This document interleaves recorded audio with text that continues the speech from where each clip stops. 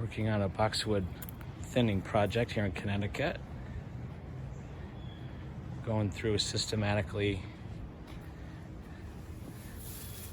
making a cut such as that to allow air and sunlight on the inside.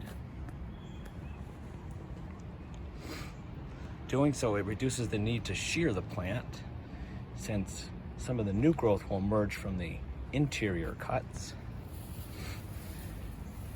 So that's beneficial for the plant, so it can continue to reproduce new leaves, photosynthesize, and it meets the goal of the design, that is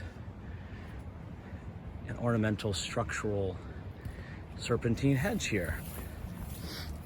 You see here it's gotten quite thin since it's under a crabapple tree. So we'll do a little bit of thinning of the crabapple to allow a little more sunlight in. Yeah, very playful way the hedge swoops around.